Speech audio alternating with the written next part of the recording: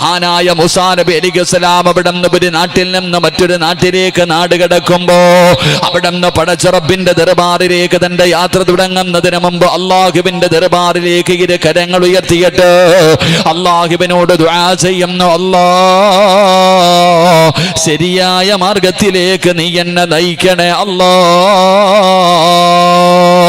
എന്റെ പ്രിയപ്പെട്ടവരെ, മൂസാ നബി അലൈഹിസ്സലാം അവിടുന്ന് യാത്ര തിരിച്ചത് മദീന എന്ന് പറയുന്ന നാട്ടിലേക്കാണ്. അവിടുന്ന് യാത്ര തിരിച്ചത്. അവിടുന്ന് ആ യാത്ര തുടങ്ങുന്ന സമയത്ത് അഭയാർത്ഥിയായി സ്വന്തം നാട്ടിൽ നിന്ന് മൂസാ നബി അലൈഹിസ്സലാം അവിടുന്ന് വിളിച്ചു പോകുമ്പോ എന്റെ പ്രിയപ്പെട്ടവരെ, അതാ നാടിനെ കുറിച്ചറിയില്ല, നാട്ടുകാരെ കുറിച്ചറിയില്ല, ആ നാടുമായിട്ടൊരു ബന്ധവുമില്ല.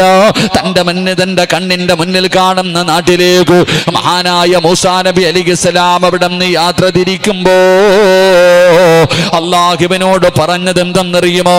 അള്ളാഹുവിനോട് പറയുന്ന പടച്ചറപ്പേ, എനിക്ക് നേരായ മാർഗം കാണിച്ചു തരണേ അല്ലാഹ്. അവിടുന്ന് ദുആ ചെയ്തുകൊണ്ടാണ് ഇതിന്റെ യാത്ര തുടങ്ങുന്നത്.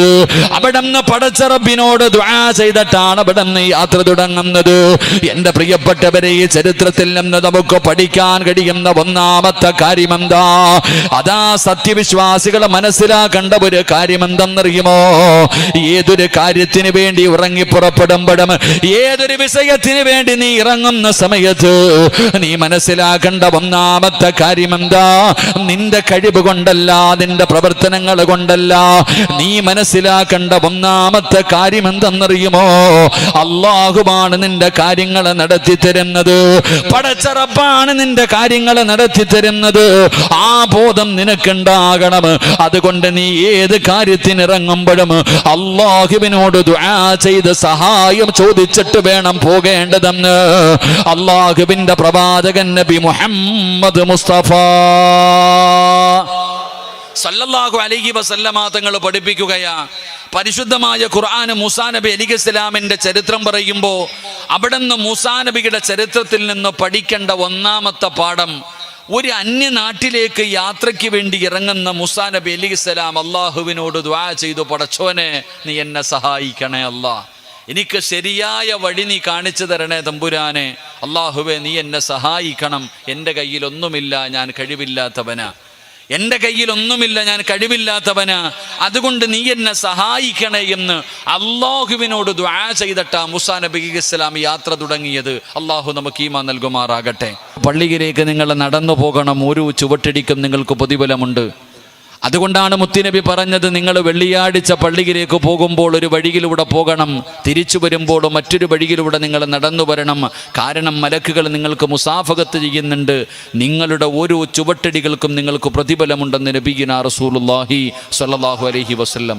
അള്ളാഹുവിൻ്റെ പ്രവാചകൻ ആ നടന്നു പോകുന്നതിൻ്റെ മഹത്വം, ആ നടന്നു പോകുന്ന ഒരു മനുഷ്യന് കിട്ടുന്ന പ്രതിഫലം, ആ പ്രതിഫലത്തെക്കുറിച്ച് പ്രവാചകൻ നമുക്ക് പഠിപ്പിച്ചു തരുമ്പോൾ ഈ നാട്ടുകാരായ നിങ്ങൾ മനസ്സിലാക്കേണ്ടത്, എൻ്റെ പ്രിയപ്പെട്ട സഹോദരങ്ങളെ, നിങ്ങളുടെ നാട്ടുകാരനായ ശിഹാബ് എന്ന് പറയുന്ന ഒരു ചെറുപ്പക്കാരൻ 3000-ൽ പരം കിലോമീറ്ററുകൾ നടന്നുകൊണ്ട് അടുത്ത വർഷം അള്ളാഹുവിൻ്റെ പരിശുദ്ധമായ കഅബാലയത്തിൽ നടക്കുന്ന ആ പുണ്യമായ ഹജ്ജിന് വേണ്ടി നിങ്ങളുടെ നാട്ടിൽ നിന്ന് നടന്നിപ്പോൾ ഏകദേശം ഗോവ വരെ എത്തിയിട്ടുണ്ട്. നിങ്ങൾ ചിന്തിക്കുക ചെറുപ്പക്കാരനെ കുറിച്ച്. എത്ര വലിയ ഭാഗ്യവാനാ പടച്ചവനെ, എത്ര പ്രതിഫലം അവൻ്റെ ലക്ഷ്യം. പിന്നെ എൻ്റെ പ്രിയപ്പെട്ടവരെ, ശിഹാബ് എന്ന് പറയുന്ന ചെറുപ്പക്കാരൻ നടന്നുകൊണ്ട് പരിശുദ്ധമായ കഅബാലയത്തിലേക്ക് ഹജ്ജിന് പോകുമ്പോൾ സത്യവിശ്വാസികളുടെ ഹൃദയത്തിൽ നിങ്ങൾ മനസ്സിലാക്കേണ്ടത് അവൻ്റെ സ്ഥാനം എന്താ. വിമർശിക്കുന്നവർക്ക് വിമർശിക്കാം, കാരണം അള്ളാഹു നോക്കുന്നത് ഒരു മനുഷ്യൻ്റെ വസ്ത്രത്തിലോ അവൻ്റെ സൗന്ദര്യത്തിലൊന്നുമല്ലല്ലോ. ഇന്നമൽ അഅ്മാലു ബിന്നിയാത്ത്, നിയ്യത്തിൻ്റെ വിഷയത്തിൽ അള്ളാഹു പരിഗണിക്കുന്നത്. എൻ്റെ പ്രിയപ്പെട്ട സഹോദരങ്ങളെ, ആ ചെറുപ്പക്കാരൻ്റെ കയ്യിൽ പിടിച്ചുകൊണ്ട് ഒന്ന് ദുആ വസിയ്യത്ത് ചെയ്യുവാൻ, അള്ളാഹുവെ ആ പരിശുദ്ധമായ ഹറമിലേക്ക് പോകുന്ന ആ ചെറുപ്പക്കാരനെ ഒന്ന് കാണാൻ ആണുങ്ങളും പെണ്ണുങ്ങളും പ്രായമുള്ളവരും കുട്ടികളും ആ ചെറുപ്പക്കാരനെ കാണാൻ തിരക്കുകൂട്ടുന്ന ഒരു വീഡിയോകളാണ് ഞാനും നിങ്ങളും കണ്ടുകൊണ്ടിരിക്കുന്നത്. എന്തുകൊണ്ട് മഹാനായ ആദരവായ പ്രവാചകൻ നബി മുഹമ്മദ് മുസ്തഫ സല്ലല്ലാഹു അലൈഹി വസല്ലമ തങ്ങളുടെ മുന്നിൽ ഉമർ ഇബ്നുൽ ഖത്താബ് റളിയല്ലാഹു തആല അൻഹു വന്നിട്ട് പറഞ്ഞു, നബിയെ ഞാൻ ഉംറയ്ക്ക് പോകുകയാ. നബി തങ്ങൾ പറഞ്ഞു, നീ യാത്രയെല്ലാം റെഡിയായി വരാൻ. ഉമർ ഇബ്നുൽ ഖത്താബ് റളിയല്ലാഹു തആല അൻഹു യാത്രയ്ക്ക് വേണ്ടിയുള്ള തയ്യാറെടുപ്പുകളൊക്കെ നടത്തി മുത്തുനബിയുടെ ചാരത്ത് വന്നു. നബിതങ്ങളെ സ്വഹാബത്തിനോട് പറഞ്ഞു കൊടുത്തു, ഉമർ ഉംറയ്ക്ക് പോകുകയാണ്. എല്ലാവരും യാത്ര പറഞ്ഞു, സലാം പറഞ്ഞു, ദുആ വസിയ്യത്ത് ചെയ്തു. അവസാനം അല്ലാഹുവിൻ്റെ പ്രവാചകൻ സല്ലല്ലാഹു അലൈഹി വസല്ലമ തങ്ങൾ ഉമർ ഇബ്നുൽ ഖത്താബ് റളിയല്ലാഹു തആല അൻഹുവിൻ്റെ കൂടെ പോയി. അവസാനം വാഹനത്തിലേക്ക് കയറാൻ അവിടെ ഉമർ തങ്ങൾ തയ്യാറാകുമ്പോൾ നബിതങ്ങൾ പറഞ്ഞു കൊടുത്തു, ഉമറേ യാ അഖീ, എൻ്റെ പൊന്നു കൂടപ്പുറപ്പേ, എൻ്റെ സഹോദര, ലാ തൻസാനി, നീ ദുആ ചെയ്യുന്ന സമയത്ത് എന്നെ നീ മറന്നു പോകരുത്, എനിക്ക് വേണ്ടി ദുആ ചെയ്യണമെന്ന് ആദരവായ പ്രവാചകൻ നബി മുഹമ്മദ് മുസ്തഫ സല്ലല്ലാഹു അലൈഹി വസല്ലമ തങ്ങൾ ഉമർ ഇബ്നുൽ ഖത്താബ് തങ്ങളോട് പറയുന്നു, ഉമറേ എന്നല്ല വിളിച്ചത്, എൻ്റെ സഹോദര, യാ അഖീ, എൻ്റെ കൂടപ്പുറപ്പേ, നീ നിൻ്റെ ദുആയിൽ എന്നെ കൂടെ ഉൾപ്പെടുത്തണം. ഉമർ തങ്ങൾ ചോദിച്ചു, നബിയെ, ഞാൻ അങ്ങക്ക് വേണ്ടി ദുആ ചെയ്യാനോ? ഞാൻ ആരാ നബിയെ? അങ്ങയുടെ തലകിടക്കാന്നവനല്ലേ ഈ ഖത്താബിൻ്റെ മകൻ ഉമർ. അങ്ങക്ക് വേണ്ടി ഞാൻ ദുആ ചെയ്യാനോ? അങ്ങാണ് ഈ പ്രപഞ്ചം തന്നെ സൃഷ്ടിക്കാൻ കാരണക്കാരൻ. ആ സമയത്ത് മുത്തുനബി പറഞ്ഞു കൊടുത്തു, ഉമറേ, നിനക്ക് മഹത്വമില്ലെങ്കിലും നീ പോകുന്ന മണ്ണിന് മഹത്വമുണ്ടെന്ന് നബിയിന റസൂലുള്ളാഹി സ്വല്ലല്ലാഹു അലൈഹി വസല്ലം. അതുകൊണ്ട് ആ ചെറുപ്പക്കാരൻ അൽഹംദുലില്ലാ നിങ്ങളുടെ നാട്ടിൽ നിന്ന് യാത്ര തുടങ്ങി. എൻ്റെ പ്രിയപ്പെട്ട സഹോദരങ്ങളെ, അൽഹംദുലില്ലാ ദിവസങ്ങളായി സഞ്ചരിച്ച് ഇങ്ങനെ പൊക്കൊണ്ടിരിക്കുന്നു. അള്ളാഹു അവൻ്റെ യാത്ര അള്ളാഹു ഖൈറിലാക്കി കൊടുക്കുമാറാകട്ടെ. അവൻ്റെ ആഗ്രഹം അള്ളാഹു സാധിപ്പിച്ചു കൊടുക്കുമാറാകട്ടെ. എൻ്റെ പ്രിയപ്പെട്ട സഹോദരങ്ങളെ, അള്ളാഹുവിൻ്റെ പരിശുദ്ധമായ കഅബയിൽ ചെന്ന് ഹജ്ജും ഉംറയും സിയാറത്തും ചെയ്ത് സന്തോഷത്തോടെ അൽഹംദുലില്ലാ സ്വർഗത്തിൻ്റെ അവകാശിയായി തൻ്റെ കുടുംബത്തിലേക്ക് തിരിച്ചു വരാൻ അള്ളാഹു ഭാഗ്യം കൊടുത്ത് അനുഗ്രഹിക്കുമാറാകട്ടെ. കാരണം അൽ ഹജ്ജുൽ മബ്റൂർ ലൈസ ലഹു സവാബുൻ ഇല്ലൽ ജന്ന, സ്വർഗമല്ലാതെ മറ്റൊരു പ്രതിഫലവുമില്ല ഹജ്ജ് ചെയ്യുന്നവന്. അള്ളാഹു ഭാഗ്യം നൽകുമാറാകട്ടെ. അള്ളാഹു നമുക്കും ഹജ്ജ് ചെയ്യാനുള്ള തൗഫീഖ് നൽകുമാറാകട്ടെ. ഏതൊരു കാര്യമാകട്ടെ, ഏതൊരു വിഷയമാകട്ടെ, അത് ബിസിനസ് ആകട്ടെ, യാത്രയാകട്ടെ, കച്ചവടമാകട്ടെ, ഏതൊരു വിഷയത്തിലേക്ക് ഇറങ്ങുമ്പോഴും നമ്മൾ അള്ളാഹുവിനോട് ദുആ ചെയ്തിട്ട് വേണം നമ്മൾ ഓരോരുത്തരും ഇറങ്ങാൻ. അള്ളാഹു നമുക്ക് ഭാഗ്യം നൽകുമാറാകട്ടെ. നമ്മൾ ഏതെങ്കിലും ഒരു കാര്യത്തിൽ എങ്ങനെ ചെയ്യാറുണ്ടോ? അവിടെയാ ചോദ്യം. വീട്ടിൽ വന്നിട്ട് ഉസ്താദിൻ്റെ അടുക്ക വന്നിട്ട് പറയും, തങ്ങളുടെ അടുത്ത് വന്നിട്ട് പറയും, തങ്ങളെ ദുആ ചെയ്യണം, ആകെ പ്രയാസമാ, ബിസിനസ് മൊത്തവും പോയി, കച്ചവടം മുഴുവനും തകർന്നു, ലക്ഷങ്ങളുടെ കടമ, വീട് വെച്ചിട്ട് സമാധാനമില്ല, അടിയും വഴക്കുമാ, ബഹളമാ, പ്രശ്നമാ, കുടുംബജീവിതം, കല്യാണം കഴിച്ചിട്ട് പെണ്ണും പിള്ള അങ്ങനെ, ഭർത്താവ് ഇങ്ങനെ, പടച്ചവനെ മക്കളെ കിട്ടിയിട്ട് മക്കൾ കാരണം കണ്ണുനീര് കുടിയാ, എന്തു നോക്കിയാലും പ്രശ്നങ്ങൾ. അള്ളാഹു പരിഹരിച്ചു തരുമാറാകട്ടെ. ആമീൻ പറ. അള്ളാഹു പരിഹരിച്ചു തരുമാറാകട്ടെ. എടോ, ഇന്ന് ഈ ഇരിക്കണ ഓരോരുത്തരും വയല് കേൾക്കാനാണോ വന്നേ? അല്ല. ഇരിക്കണ നമ്മളെല്ലാവരും വയല് കേൾക്കാനല്ല വന്നത്. ഈ മജ്ലിസിലിരിക്കുന്ന ഓരോ മനുഷ്യനും പറയാൻ നൂറുകണക്കിന് പ്രയാസങ്ങളുണ്ട്, നൂറുകണക്കിന് പ്രയാസങ്ങൾ. ചിരിക്കുന്നുണ്ടെങ്കിലും ഹൃദയത്തിൻ്റെ അകത്തുള്ള വേദനയെക്കുറിച്ച് നമ്മൾ പുറത്തു പറയുന്നില്ല. കാണുമ്പോൾ ചിരിക്കുന്നുണ്ട്, മനുഷ്യൻ്റെ ഹൃദയം ഉരുകിക്കൊണ്ടിരിക്കുകയാ, സമാധാനമില്ല. ഇന്ന് ലോകത്ത് കിട്ടാത്ത ഒരു കിട്ടാക്കനിയാണ് സമാധാനം. അള്ളാഹു നമുക്ക് ഈമാൻ നൽകുമാറാകട്ടെ. അള്ളാഹു സമാധാനം നൽകി അനുഗ്രഹിക്കുമാറാകട്ടെ. ലോകം തിരയുന്നത് സമാധാനം എവിടെ നിന്ന് കിട്ടുമെന്നാ. എവിടെ നിന്നാണ് സമാധാനം കിട്ടുന്നത്? പണം കൊടുത്തു വാങ്ങാൻ പറ്റുന്ന ഒന്നാണോ സമാധാനമല്ല. നമുക്ക് പോകണ്ടേ? പോകണോ? അവിടെ ഇൻഷാ അല്ലാഹ്. നമ്മൾ ആദ്യം പറഞ്ഞു ഹജ്ജിന് പോകുന്നില്ലേ വാപ്പ? 2 ലക്ഷം രൂപയായിരുന്നു, പിന്നെ 2.5 2.25 3 3.5 4 4.5 5 5.5 ഇപ്പം 6 ലക്ഷമൊക്കെ ഹജ്ജിന് പോകാൻ. നമ്മൾ വിചാരിച്ചിരിക്കുന്നത് കുറയുമ്പോൾ പോകാനാ. നമ്മൾ വിചാരിച്ചിരിക്കുന്നത് ഇത് എന്നെങ്കിലും കുറയും അന്ന് പോകാനാ.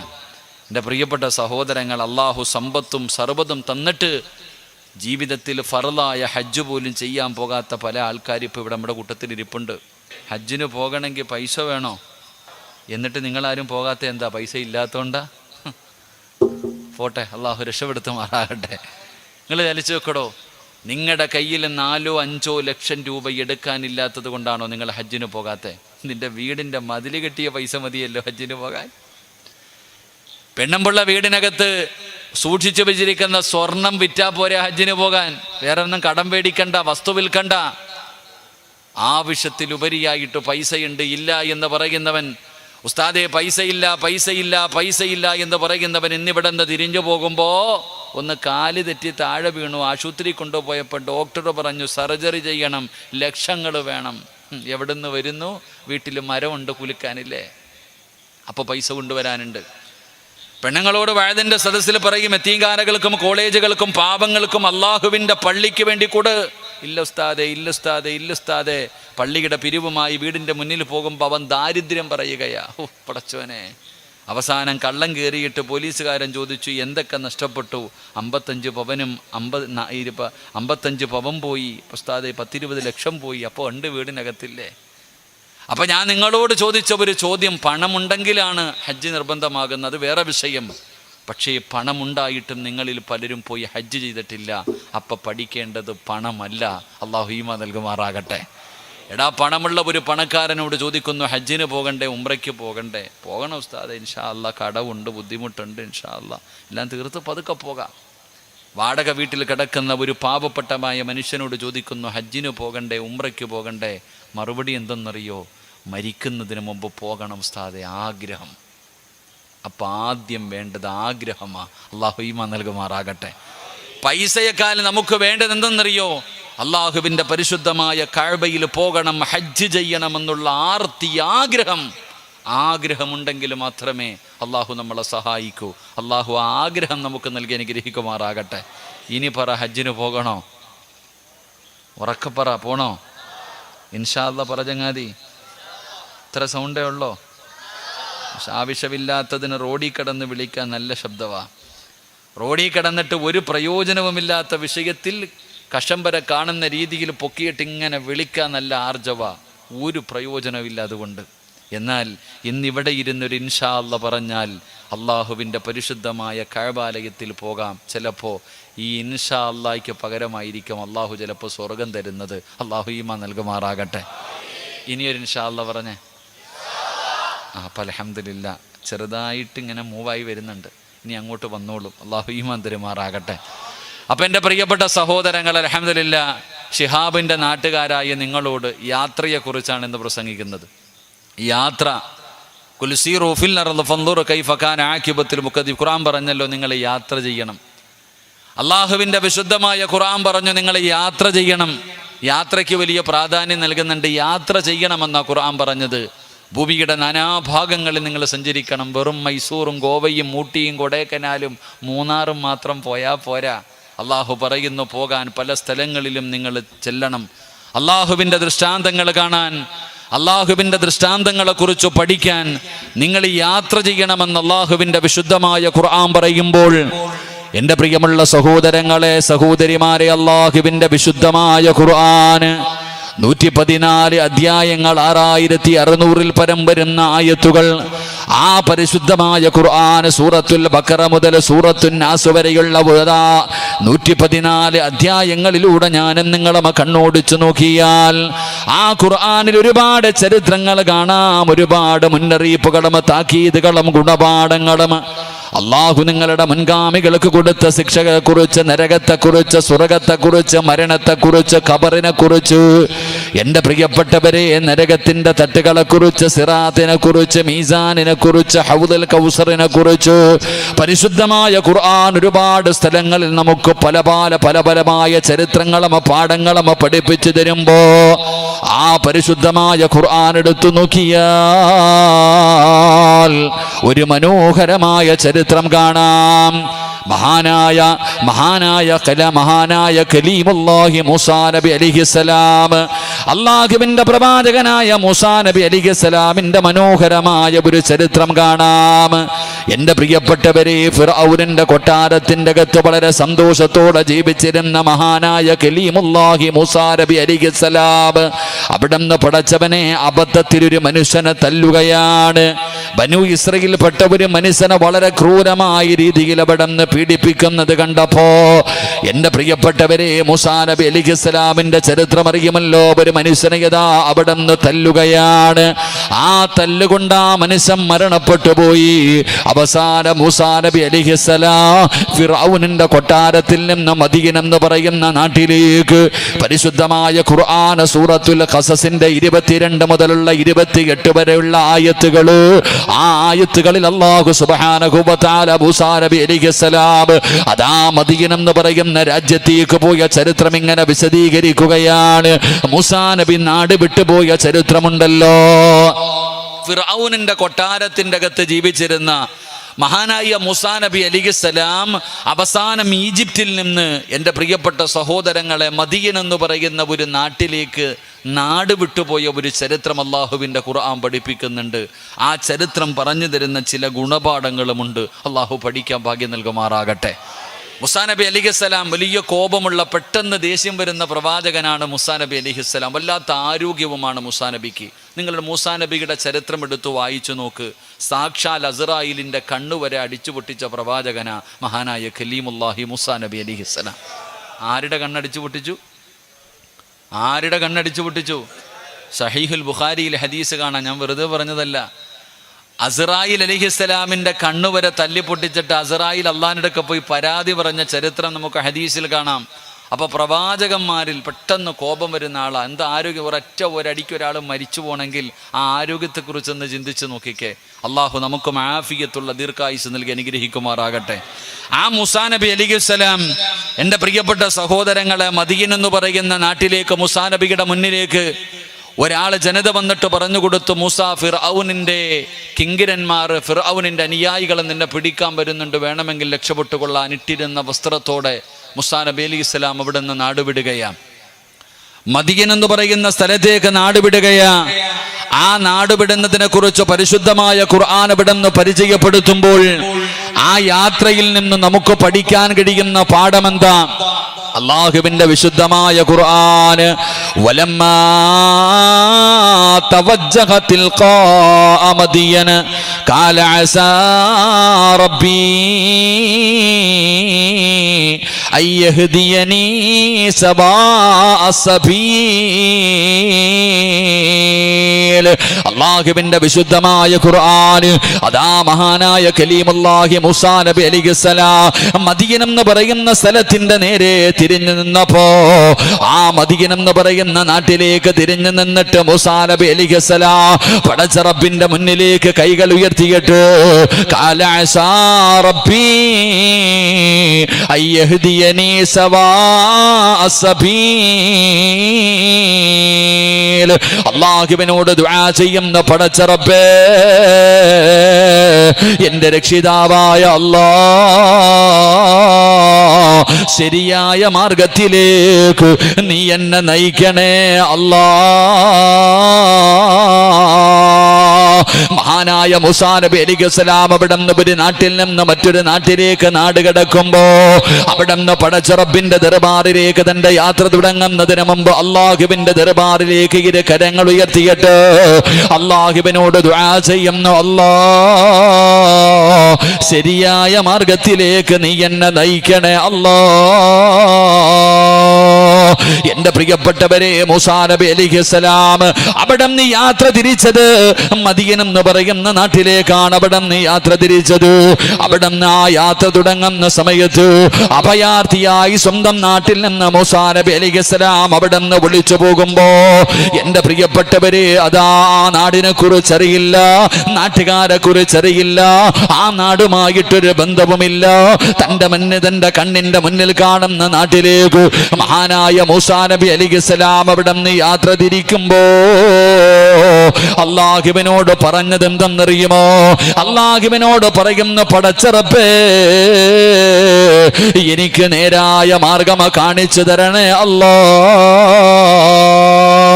അവിടെ നിന്ന് ദുആ ചെയ്തുകൊണ്ടാണ് ഇതിന്റെ യാത്ര തുടങ്ങുന്നത്. അവിടെ നിന്ന് പടച്ച റബ്ബിനോട് ദുആ ചെയ്തിട്ടാണ് അവിടെ നിന്ന് യാത്ര തുടങ്ങുന്നത്. എന്റെ പ്രിയപ്പെട്ടവരെ, ഈ ചരിത്രത്തിൽ നിന്ന് നമുക്ക് പഠിക്കാൻ കഴിയുന്ന ഒന്നാമത്തെ കാര്യമെന്താ? അതാ സത്യവിശ്വാസികളെ മനസ്സിലാക്കേണ്ട ഒരു കാര്യം എന്തെന്നറിയുമോ? ഏതൊരു കാര്യത്തിന് വേണ്ടി ഇറങ്ങി പുറപ്പെടുമ്പോഴും, ഏതൊരു വിഷയത്തിന് വേണ്ടി നീ ഇറങ്ങുന്ന സമയത്ത് നീ മനസ്സിലാക്കേണ്ട ഒന്നാമത്തെ കാര്യം എന്താ? നിന്റെ കഴിവ് കൊണ്ടല്ല, നിന്റെ പ്രവർത്തനങ്ങൾ കൊണ്ടല്ല. നീ മനസ്സിലാക്കേണ്ട ഒന്നാമത്തെ കാര്യം എന്തെന്നറിയുമോ? അല്ലാഹുവാണ് നിന്റെ കാര്യങ്ങളെ നടത്തി തരുന്നത്. പടച്ച റബ്ബാണ് നിന്റെ കാര്യങ്ങളെ നടത്തി തരുന്നത്. ആ ബോധം നിനക്കുണ്ടാകണം. അതുകൊണ്ട് നീ ഏത് കാര്യത്തിനിറങ്ങുമ്പോഴും അല്ലാഹുവിനോട് ദുആ ചെയ്ത് സഹായം ചോദിച്ചിട്ട് വേണം പോകേണ്ടതെന്ന് അല്ലാഹുവിന്റെ പ്രവാചകൻ നബി മുഹമ്മദ് മുസ്തഫ സല്ലല്ലാഹു അലൈഹി വസല്ലമ തങ്ങൾ പഠിപ്പിക്കുകയാ, പരിശുദ്ധമായ ഖുർആൻ മൂസാ നബി അലൈഹിസ്സലാമിന്റെ ചരിത്രം പറയുമ്പോൾ അവിടുന്ന് മൂസാ നബിയുടെ ചരിത്രത്തിൽ നിന്ന് പഠിക്കേണ്ട ഒന്നാമത്തെ പാഠം, ഒരു അന്യനാട്ടിലേക്ക് യാത്രയ്ക്ക് വേണ്ടി ഇറങ്ങുന്ന മൂസാ നബി അലൈഹിസ്സലാം അള്ളാഹുവിനോട് ദുആ ചെയ്തു, പടച്ചോനെ നീ എന്നെ സഹായിക്കണേ അല്ലാ, എനിക്ക് ശരിയായ വഴി നീ കാണിച്ചു തരണേ തമ്പുരാനെ, അള്ളാഹുവേ നീ എന്നെ സഹായിക്കണം, എൻ്റെ കയ്യിലൊന്നുമില്ല, ഞാൻ കഴിവില്ലാത്തവനാ, എൻ്റെ കയ്യിലൊന്നുമില്ല, ഞാൻ കഴിവില്ലാത്തവനാ, അതുകൊണ്ട് നീ എന്നെ സഹായിക്കണേ എന്ന് അള്ളാഹുവിനോട് ദുആ ചെയ്തിട്ടാ മൂസാ നബി അലൈഹിസ്സലാം യാത്ര തുടങ്ങിയത്. അള്ളാഹു നമുക്ക് ഈമാൻ നൽകുമാറാകട്ടെ. നമ്മളും അങ്ങനെയാകണം. അധികാരം കൊണ്ട് നേടാൻ പറ്റുന്നതാണോ, ആൾബലം കൊണ്ട് നേടാൻ പറ്റുന്നതാണോ, സൗന്ദര്യം കൊണ്ട് നേടാൻ പറ്റുന്നതാണോ, കുടുംബ മഹിമ കൊണ്ട് നേടാൻ പറ്റുന്ന ഒന്നല്ല സമാധാനം. നിങ്ങൾ ഖുർആൻ എടുത്തു നോക്ക്, അള്ളാഹുവിൻ്റെ പരിശുദ്ധമായ ഖുർആൻ പഠിപ്പിക്കുന്നുണ്ട് സമാധാനം കിട്ടാനുള്ള വഴി. അള്ളാഹുവിൻ്റെ ഖുർആൻ പറഞ്ഞു, നിങ്ങൾക്ക് ഓരോരുത്തർക്കും മനോഹരമായ വീടുകളാണ് റോഡിൻ്റെ രണ്ടു ഭാഗത്തും. ഈ കാണുന്ന നിങ്ങളുടെ ഈ ചെറിയ നാട് റോഡിലൂടെ വരുമ്പോൾ രണ്ടു ഭാഗത്തും ലക്ഷങ്ങൾ ചെലവഴിച്ചു പണിത വീടുകൾ, ഏറ്റവും കൂടിയ വിലപ്പെട്ട സാധനങ്ങൾ കൊണ്ടുവന്ന്, ഫർണിച്ചറുകൾ കൊണ്ടുവന്ന്, ഗ്രാനൈറ്റ് കൊണ്ടുവന്ന് മനോഹരമായ രീതിയിൽ കൊട്ടാരം പോലെയുള്ള വീട് പണിത് നിങ്ങളുടെ ഓരോരുത്തരുടെയും ബെഡ്റൂം കണ്ടാൽ 5 സ്റ്റാർ ഹോട്ടലുകൾ പോലും തോറ്റുപോകുന്ന രീതിയിൽ ലക്ഷങ്ങൾ ചെലവഴിച്ച് നിങ്ങൾ വീട് വെച്ചിട്ടുണ്ട്. അള്ളാഹു പറഞ്ഞത് എന്തെന്നറിയുമോ?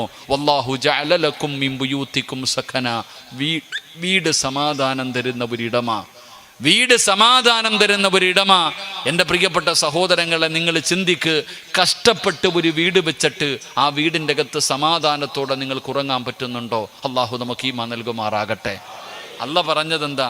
വീട് സമാധാനം തരുമെന്ന, വീട് സമാധാനം തരുമെന്ന. ഊട്ടിയാണെങ്കിലും കൊടൈക്കനാലാണെങ്കിലും എവിടെ കറങ്ങാൻ പോയാലും എവിടെ പോയാലും നമ്മൾ എന്തു പറയും? പടച്ചവനെ വീട്ടിലൊന്ന് തിരിച്ചെത്തിയിരുന്നെങ്കിൽ സന്തോഷമായേനെ. നമ്മളെവിടെ പോയാലും അവസാനം എന്തു പറയും? നമ്മുടെ വീട്ടിലൊന്ന് തിരിച്ചു വന്നിരുന്നെങ്കിൽ നമുക്കൊരു സന്തോഷം, ഒരു സമാധാനം. അപ്പോൾ ഖുർആൻ പറഞ്ഞു, വീട് സമാധാനം തരുന്ന ഇടമ. കിട്ടുന്നുണ്ടോ ഇല്ലേ? നിങ്ങൾ ആലോചിക്ക്. അള്ളാഹു ഈമാൻ നൽകുമാറാകട്ടെ. 2 ഖുർആൻ പറഞ്ഞു, വിവാഹം കഴിച്ചാൽ സമാധാനം കിട്ടും.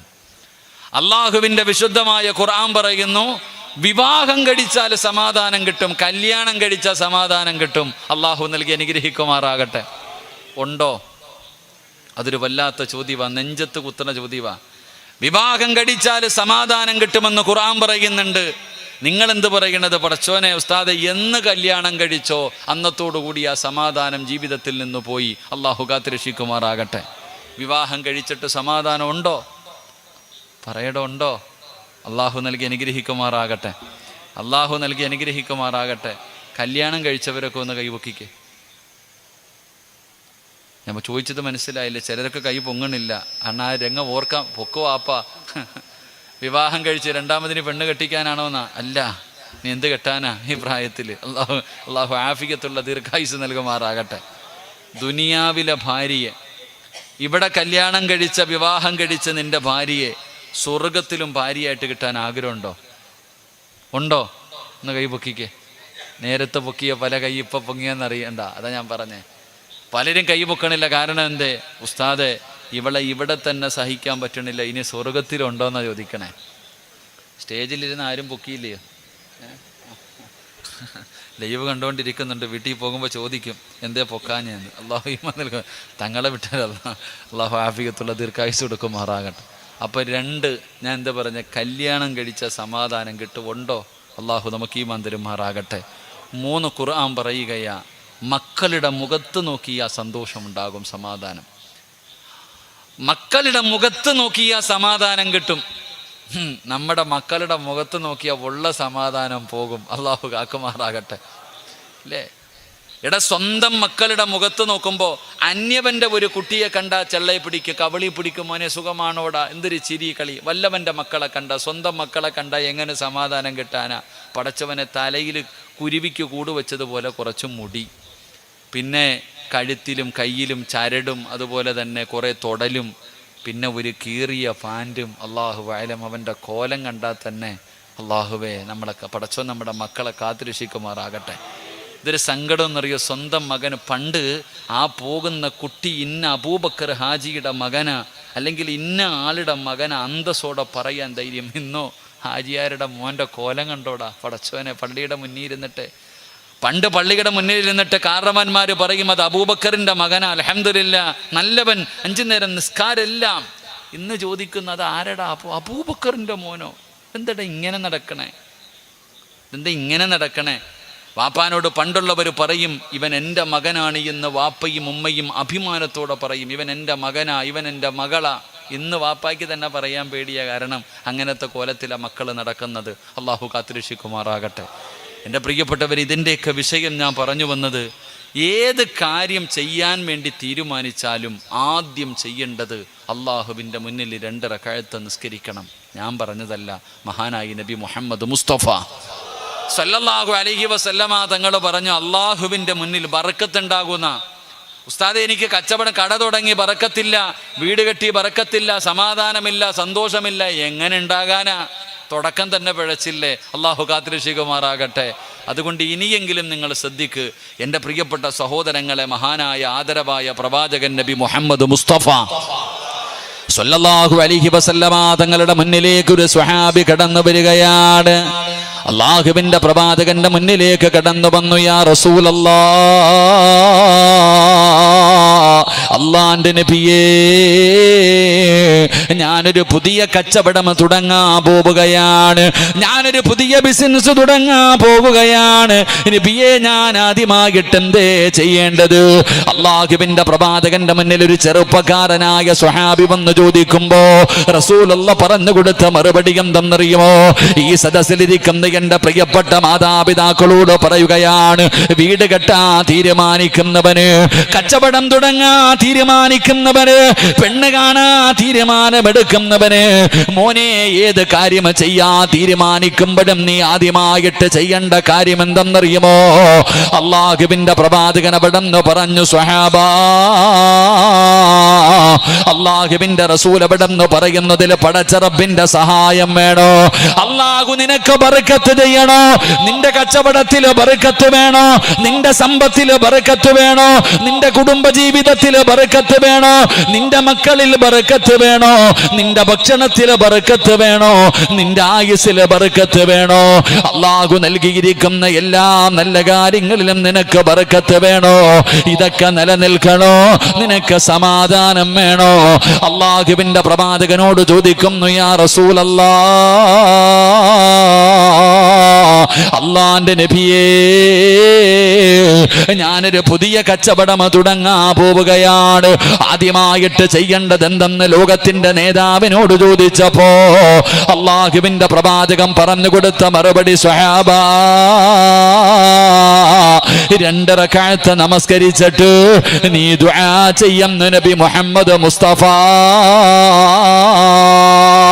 സല്ലല്ലാഹു അലൈഹി വസല്ലമ തങ്ങൾ പറഞ്ഞത്, പടച്ചവനെ, 2 റക്അത്ത് നമസ്കരിക്കാരാ, 2 റക്അത്ത് നിസ്കരിച്ചിട്ട് അള്ളാഹുവിനോട് ദുആ ചെയ്യ്, എന്നിട്ട് വേണം നീ അതിനു വേണ്ടി ഇറങ്ങേണ്ടതെന്ന് ആദരവായ പ്രവാചകൻ നബി മുഹമ്മദ് മുസ്തഫ സല്ലല്ലാഹു അലൈഹി വസല്ലമ തങ്ങൾ പറഞ്ഞു, ആദ്യം 2 റക്അത്ത് നിസ്കരിക്ക്, എന്നിട്ട് അള്ളാന്റെ കയ്യിൽ ഏൽപ്പിക്ക്. പടച്ചവനെ, കച്ചവടത്തിന് ഇറങ്ങുകയാ, യാത്രയ്ക്ക് ഇറങ്ങുകയാ, പെണ്ണ് കാണാൻ ഇറങ്ങുകയാ, വീട് വെക്കാൻ ഇറങ്ങുകയാ, എക്സാമിന് വേണ്ടി ഇറങ്ങുകയാ, ജോലിക്ക് വേണ്ടി പോകുകയാ. അള്ളാഹുവേ, ഖൈറും ഷർറും നിനക്കറിയാം, അള്ളാഹുവേ നീ സഹായിക്കണേ എന്ന് ദുആ ചെയ്യണേ എന്ന് ആദരവായ പ്രവാചകൻ നബി മുഹമ്മദ് മുസ്തഫ സല്ലല്ലാഹു അലൈഹി വസല്ലം അള്ളാഹുവിൻ്റെ പിന്നിൽ ബിസ്മില്ലാഹി തവക്കൽതു അലല്ലാഹ് എന്ന റബ്ബിനെ കുടുംബത്തെ ഏൽപ്പിച്ച് ദുആ ചെയ്തുകൊണ്ട് നമ്മൾ യാത്ര തുടങ്ങണം. അപ്പോൾ മഹാനായ മൂസാ നബി അലൈഹിസ്സലാം മദീൻ എന്ന് പറയുന്ന നാട്ടിലേക്ക് പോകുമ്പോൾ ആദ്യമായിട്ട് യാത്ര തുടങ്ങുന്നതിന് മുമ്പ് അള്ളാഹുവിനോട് പറഞ്ഞു, പടച്ചവനെ, എനിക്ക് നീ വഴി കാണിച്ചു തരണം.